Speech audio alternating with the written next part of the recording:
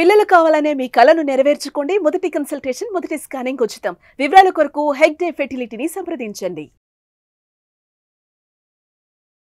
నమస్తే శ్రవణ్ గారు. నమస్తే ఉషా గారు. Mindful millionaire, live rich, happy and successful life part 22. Part 21లో నాకు బాగా నచ్చింది ఏంటంటే, చాలామంది భయానికి ఎక్కువ గురి అవుతూ ఉంటుంటారు. అది కూడా ఎస్పెషల్లీ ఎక్కువ ఏంటంటే ఇమాజిన్ చేసుకుని, ఈ టైంలో ఇప్పుడు నేను స్టేజ్ ఎక్కితే ఏమవుతుందో, నేను కొంచెం తప్పు మాట్లాడినా నన్ను ఏమంటారు, వ్యాపారంలో ఒకసారి పెట్టుబడి పెడుతున్నా ఇది ఫెయిల్ అయితే జనాలు ఏమంటారు, ఇది సక్సెస్ అవ్వకపోతే ఏమంటారు, కెరియర్లో అప్డేట్ అవుతుంది నాకు అది అర్థం కావట్లేదు, ఇప్పుడు అది నేను కనుక అచీవ్ చేయకపోతే ఏమవుతుందో, ఇక్కడ నేను అనుకున్న మనుషులు ఇవాళ లేకపోతే ఏమవుతుందో, ఇలాంటి భయాలు చాలా ఉంటాయి. అన్నీ మనం ఊహించుకోవడం ద్వారా వచ్చిన భయాలే.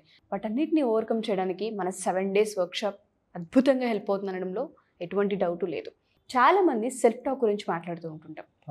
ఇదంతా ఊహించుకోవడం ఒక ఎత్తు అయితే, మనల్ని మనం తక్కువ చేసుకోవడం ఇంకో ఎత్తు. అవును, నా వల్ల కాదు, నాకు చేత కాదు, నేను ఇంతే, నేను సంపాదించలేను, నేను ఫెయిల్యూర్, ఇవి చాలా ఎక్కువగా వింటూ ఉంటాం. నేను పర్ఫామ్ చేయలేను, అందరిలా నేను వినలేను, అందరిలా నేను టైం స్పెండ్ చేయలేను, సో గివప్ చేసేద్దాం అన్న మోడ్ ఉంటుంది. మనకి మనం ఎప్పుడైతే సెల్ఫ్ టాక్ చేసుకుంటూ ఉంటామో అదే జరుగుతుంది అనడంలో లా ఆఫ్ అట్రాక్షన్ ఎప్పుడు మాట్లాడుతూ ఉంటుంటాం. మనం ఏదైతే మాట్లాడతామో అదే జరుగుతుంది అనేది. ఈ సెల్ఫ్ టాక్ ఏదైతే ఉంటుందో, నెగిటివ్గా వాళ్ళ గురించి వాళ్ళు ఎక్కువగా మాట్లాడుకునే వాళ్ళు ఉంటూ ఉంటారు. వాళ్ళని ఏ విధంగా టర్న్ చేయొచ్చు అంటారు, హోప్ని ఏ విధంగా క్రియేట్ చేయొచ్చు అంటారు? అయితే చాలా మంది దీని గురించి మాట్లాడారు. సెల్ఫ్ టాక్ గురించి చాలా మంది కోచెస్ మంచిగా చెప్పారు, చాలా మంచిగా చెప్పారు. అయితే నా సైడ్ నుంచి నేను చెప్పేది ఏంటంటే, నాకు తెలిసి చాలా మంది బాహుబలి 1 చూస్తుంటారు. ఈ శత్రు సైన్యం వచ్చేసి చంపేస్తూ ఉంటారు.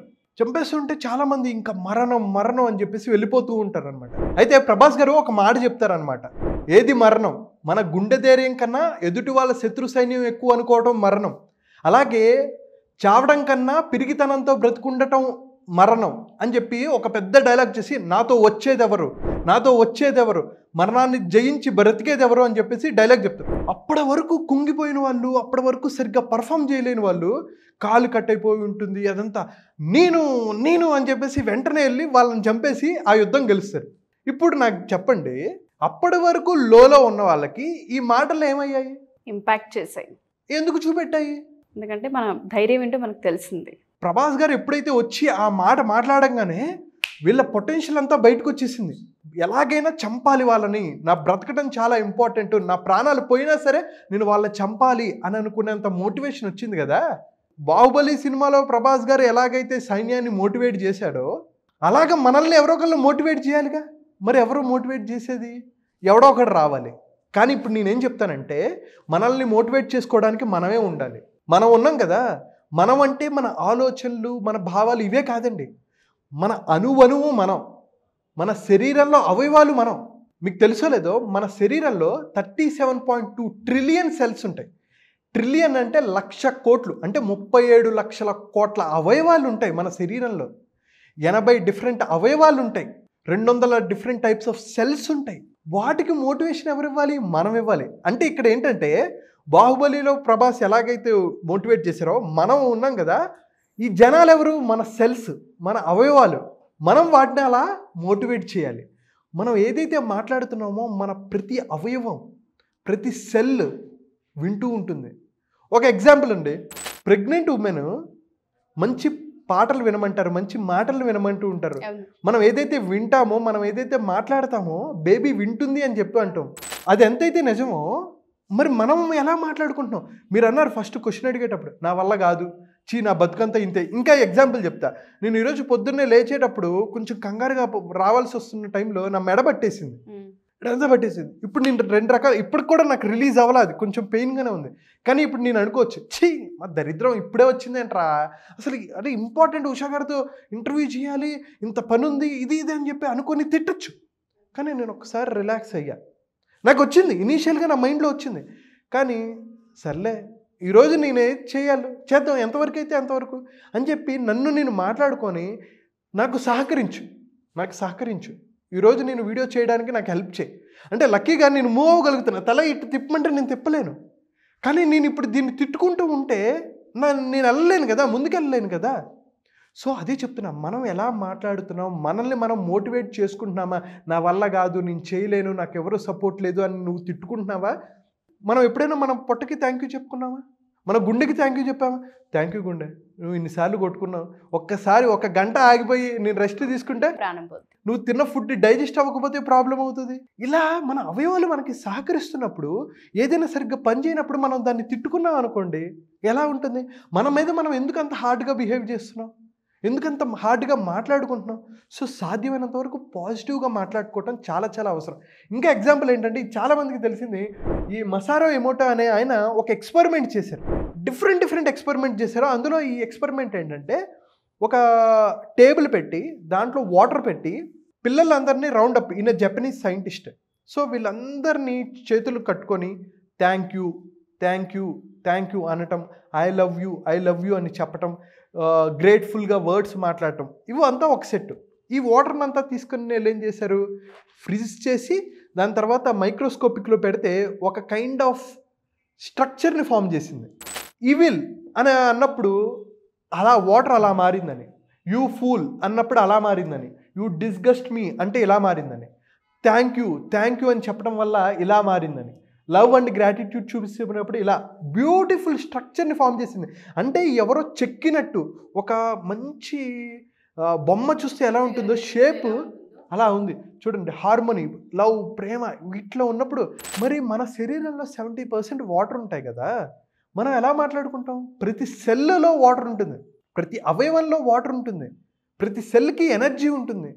మనం మాట్లాడుకుని ఇందాక ఎలాగైతే బాహుబలిలో ప్రభాస్ గారు మాట్లాడితే ఎలాగైతే జనాలంతా యాక్టివేట్ అయ్యారో, నా వల్ల కాదురా అంటే నీ ఎనర్జీ ఏమవుతుంది, డల్ అయిపోతుంటుంది. అవును నిజంగానే, అదే రిపీట్ చేస్తే నీ సబ్కాన్షియస్ మైండ్ కూడా నీ వల్ల కాదులే, ఇంకా అయిపోయింది, నీ పని అయిపోయింది, నేను చేయగలను, అరే ఎలాగైనా చేయాలరా, ఈరోజు నేను అదే అనుకున్నా, వీడియో ఎలాగైనా చేయాలి, అట్లీస్ట్ చేయాలి అని అనుకున్నాను కాబట్టి నేను చేయగలుగుతున్నాను. సో మనం ఎటువంటి మాటలు మాట్లాడుతున్నాం. ఇంకొక ఎక్స్పెరిమెంట్ కూడా ఆయన చేశారు. రైస్ ఉంటుంది కదా, రైస్ని తీసుకొని 3 జార్స్లో పెట్టారు. 3 జార్స్లో పెట్టి ఒక జార్కి పెట్టి I love you, thank you so much, I love you, thank you so much అని చెప్పి దాంతో ప్రేమగా మాట్లాడారు. ఇంకో దాన్ని నువ్వు వెదవా, నువ్వు వేస్ట్, ఈ రైస్ ఎందుకు పనికిరాదు, నేను తింటే అనారోగ్యం అని చెప్పేసి దాన్ని అలా అన్నారు. ఇంకో దానికి ఏం చెప్పలా, అలా వదిలేశారు. కొన్ని రోజుల తర్వాత దాన్ని తీస్తే లవ్ ఎక్కువ పదాలు వాడింది, లవ్ అలా ఉందని, నథింగ్ ఏం మాట్లాడింది ఇలా ఉందని, హేట్ ఎక్కువ నెగిటివ్గా మాట్లాడింది పాడైపోయి ఫంగస్ పట్టినట్టు చెప్పారు. ఇవన్నీ నిజమా అంటే మరి ప్రూవ్ చేశారు కదా. అందుకే మన శరీరానికి మనల్ని మనం హీల్ చేసుకునే కెపాసిటీ ఉంది. మనం ఎటువంటి మాటలు మాట్లాడుతున్నాం, ఎటువంటి ఆలోచనలతో ఉన్నాము అనేది చాలా చాలా ఇంపార్టెంట్. అందుకనే నేను చెప్పేదండి, దీనికోసం ఇనీషియల్గా చాలా చాలా కష్టపడాలి. మన డిఫాల్ట్ డిజైన్, మన లైఫ్ని మనం డిజైన్ చేసుకోవాలి. పొద్దున్నే లేచి పరుగులు జీవితంలో ఉండి ఇదే మాటలు మనం మాట్లాడుతూ ఉంటే మనకి ఎప్పుడూ బెటర్ రావు. మనం కూర్చొని ఆగి పాజిటివ్ థింకింగ్ చేయాలి. దీనికోసం ఒక ఫ్రేమ్వర్క్ మనం డెవలప్ చేసాం. పాజిటివ్గా ఎలా మాట్లాడాలి, మన రొటీన్లో పాజిటివ్నెస్ని ఎలా తెచ్చుకోవాలి. ఖచ్చితంగా నెగిటివ్ ఉంటుందండి, ప్రతిసారి పాజిటివ్ కాదు. మనం అనుకోని చాలా జరుగుతూ ఉంటాయి, నష్టాలు జరుగుతుంటాయి. ఇందాక నేను అదే చెప్పాను, నాకు మెడబట్టేసింది, జరిగింది, ఇప్పటికీ నొప్పి ఉంది, కొంచెం ఇలా అంటే నొప్పి ఉంటుంది. కానీ సరే థ్యాంక్ యూ సో మచ్, నేను ఈ రోజు వరకు ఇన్ని వీడియోలు నేను చేయగలిగాను, థ్యాంక్ యూ సో మచ్ చెప్పుకొని మనం ముందుకెళ్ళటమే, అంతే తప్ప తిట్టుకోవడం కాదు కదా. ఇదంతా it takes lot of time, efforts, energy. దీనికోసం మనం కొన్ని రోజులు శ్రమించాలి.